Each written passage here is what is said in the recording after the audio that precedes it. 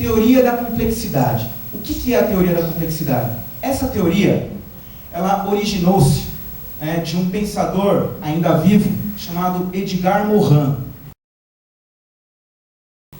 Vocês já ouviram falar de Edgar Morin? Alguém já ouviu? Edgar Morin, para a gente conhecer um pouco da sua vida, ele tem formação em História, Geografia, Filosofia, Sociologia, Economia, Antropologia, Psicologia. Estudou praticamente todas as áreas das ciências humanas. E não satisfeito, ainda estudou teorias mais recentes, como a teoria dos sistemas, a cibernética e a teoria da informação. Gente, a teoria da informação, a cibernética e a teoria dos sistemas originou o que nós chamamos de teoria da complexidade. Mas olha, parece que soa meio estranho. Complexidade, quando a gente ouve, parece complicado, estranho, parece intrincado, uma frase sem muito sentido. Mas olha, complexidade nada mais é do que aquilo que está ali.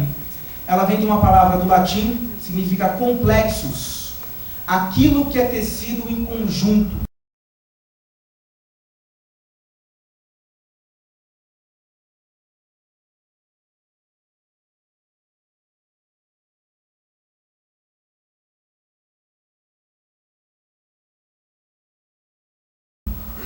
O que isso quer dizer de maneira resumida, para mim não atrasar a nossa apresentação? Gente, mostra para nós, professores que lecionamos no século XXI, que nós precisamos estar em sintonia com o nosso tempo e não nos limitarmos somente no campo da história. Nós, professores de história, nós fazemos parte da área das ciências humanas. Então eu sempre falo para os meus alunos, e já faço para todos os professores que aqui estão, vai buscar conhecimento também em outras áreas do saber, como a filosofia, a psicologia, a antropologia. E por que eu falo isso? Justamente para a gente ter uma visão um pouco mais abrangente e mais analítica daquilo que nós somos, daquilo que nós fazemos em sala de aula, daquilo que a gente vai levar para esses alunos do século XXI. Por que eu falo isso? Você vai chegar na sala de aula hoje e você vai ver lá meninos e meninas que são hoje conhecidos como os nativos digitais.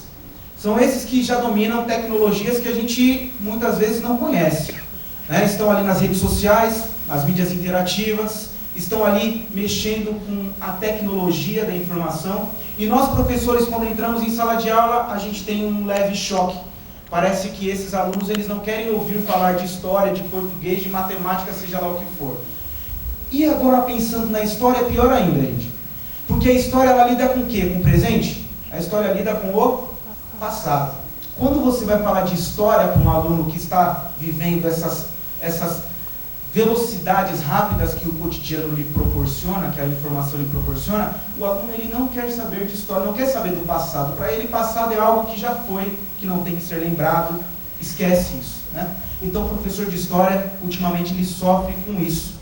Por isso que o professor ele tem que ter uma visão um pouco mais aprofundada da sua profissão no tempo presente. Esse filósofo, Edgar Morin, ele chama de conhecimento pertinente.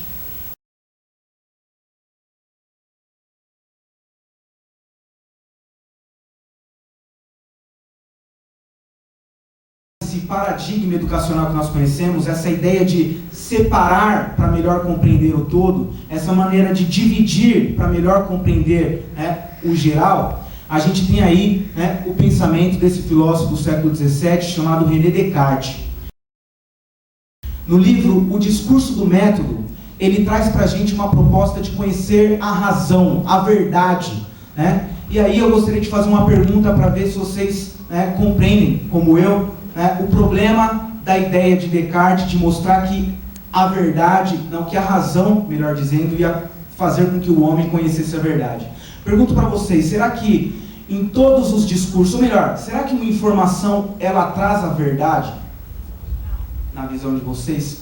Será que toda informação, tudo aquilo que a gente lê é a verdade absoluta? Não. Hoje nós temos essa visão, mas a verdade para René Descartes, era algo que deveria ser construído se o homem utilizasse a sua razão para isso. E de que maneira? Pegando o conhecimento geral e decompondo eles em partes. Essa expressão análise, essa expressão síntese, elas vêm, né, do pensamento de Descartes. A gente, para melhor compreender o processo histórico, para melhor compreender a realidade que vivemos, a gente acha que é melhor dividir, a gente acha melhor que é separar. E hoje a tradição escolar mostra isso para a gente. E olha o problema que nós temos no ensino. Esses conhecimentos parcelares fazem com que o aluno ele fique parecido com este que vai aparecer no próximo slide. Esse garotinho aí. A cabeça dividida em várias gavetinhas, onde ele acumula todos os conhecimentos possíveis dessas disciplinas, mas não temos nenhum processo para organizar todo esse arquivo, né? O problema que nós temos em relação a esse conhecimento que melhor dividir, melhor decompor, quebrar em partes para aprender, na verdade também produz uma cegueira do conhecimento. Morin, ele aplica bastante em seus textos esse termo. São cegueiras, são erros do conhecimento. A gente acredita que saber mais significa também ter maior conhecimento. E isso, hoje em dia, a gente sabe que não é a verdade. Na verdade, é melhor você ter, sim, informações, mas também saber processar essas informações. Saber relacionar essas informações com o tempo que você vive. O que adianta você acumular muita informação, mas você não conseguir aplicar no seu cotidiano?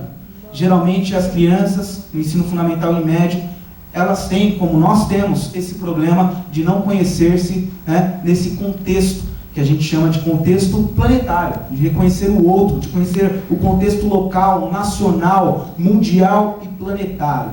A criança, na verdade, ela fica com um tipo de pensamento que ele é parcelado em todas essas disciplinas, e esses saberes parcelados não têm nenhuma conexão com a sua vida. É o que a gente vê nas escolas brasileiras. Não sei se vocês concordam comigo, mas é uma leitura possível para isso. Bom, isso nada mais é do que paradigmas. René Descartes construiu esse paradigma que a gente chama de paradigma tradicional, né? Todos esses saberes, inclusive na universidade. A gente acredita que na universidade isso foi superado. Não. Nos cursos das licenciaturas, da pedagogia, a gente tem várias disciplinas no currículo, mas muitos alunos às vezes vêm perguntar para mim: professor, como que eu faço relação de história antiga com historiografia com teorias da educação? Falei: meu amigo, se vira. Estou brincando. Lógico que eu não falo isso. Mas olha só, eu tento mostrar para ele maneiras, habilidades ou competências de pensamento para tentar articular esses saberes.